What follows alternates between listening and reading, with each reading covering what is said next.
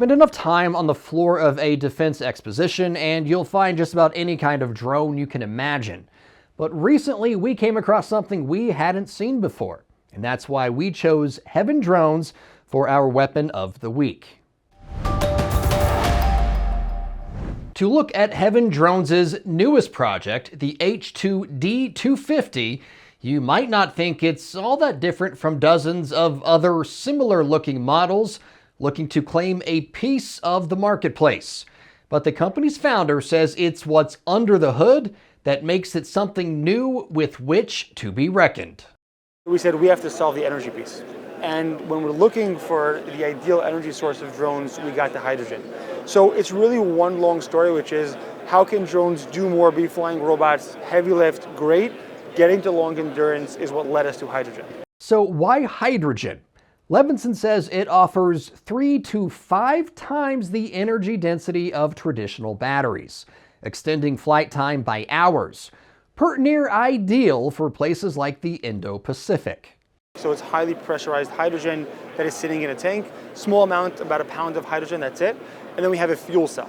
The fuel cell is taking that hydrogen and slowly making that into electricity. So we're kind of creating, it's like a power plant in the sky. So that's how it works. We're going from, again, 30 minutes to about 3 hours. And our new systems that actually include a wing can already achieve 10 hours of flight time. Of course, operating in austere conditions, think a small island somewhere in the middle of the Pacific Ocean, presents a host of challenges. Levinson says their drones don't need much in the way of infrastructure.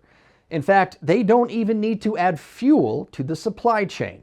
We actually have portable hydrogen refueling stations. So trailer-based, imagine your pickup truck or your Hummer, and there's solar panels on the roof. So wherever you are in the world, once you have this station, you're just creating your hydrogen, you're using it. So if you're on an island or wherever you are, there's no need to get more fuel or enter the country. You're just creating your hydrogen in thin air every single day. Of course, the ultimate question is, what can HevenDrones provide to the warfighter? Levinson says they are focused on 3 aspects: logistics, a launch platform for other drones or ground robots, and finally, delivering munitions. I think we as the U.S. and Israel, for example, realized over the past year, October 7th, that without its safety and security, our way of life, everything else is irrelevant. I think that we all have to work together, again, as individuals, right, as companies, etc., to make sure that we as the U.S., we as the Western world, have the strength and have the capability to continue to live our lives in the way of freedom that we all believe in.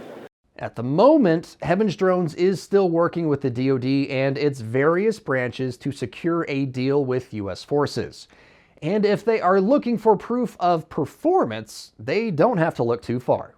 Our drones are the leading drones working heavy lift in Israel today. We have a lot of experience on the ground actually scaling up, and we're just kind of getting ahead of the curve and what we're expecting for the conflicts in the years and decades to come.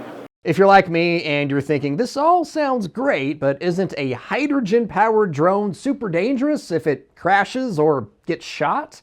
Well, we asked Levinson that exact question, and he says while it may seem counterintuitive, they've done the testing to show hydrogen batteries are as safe or safer than traditional electric batteries.